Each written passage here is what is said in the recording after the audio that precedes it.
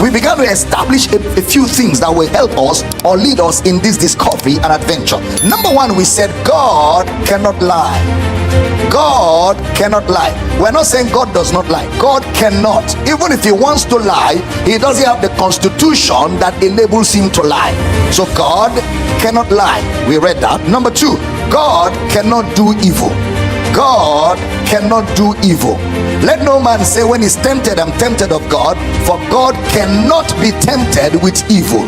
God cannot. I didn't say God does not. I didn't say God will not. I say God cannot.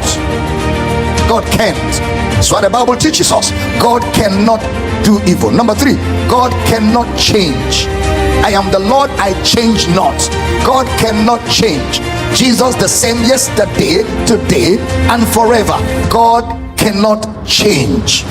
Number four, God does not find fault. God does not find fault. Bible tells us, if any man lack wisdom, let him ask of God, who giveth to all men liberally and upbraideth not. The word upbraid means God does not find fault. God does not find fault. He's not a fault finder. Then there is no darkness in God. No darkness whatsoever in God.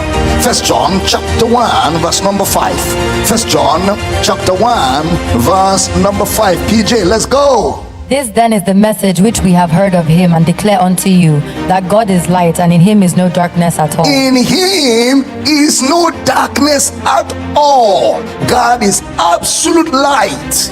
Absolute. Those of you that are science inclined, you know what the doctrine of absolutes is, or the theory of absolutes. That when a place has absolute light, there's no atom of darkness.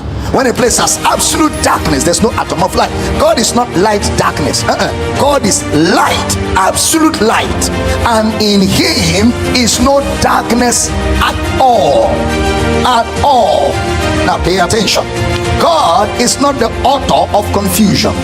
God is not the author of confusion. God is not the author of confusion. Then number 7, God cannot repent. God cannot repent. God is not a man that he should lie, neither the son of man that he should repent. God cannot say, I didn't know it was going to be like this. I regret. For God to say that means he's not God. It means something happened that God was not aware of. He is God means he knows the beginning from the end, and the end from the beginning.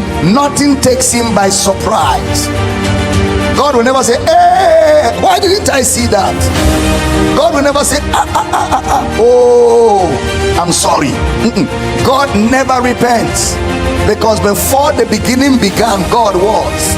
And before the beginning began, God traveled through time and went to the end of time and came back to the beginning and began the beginning with the beginning.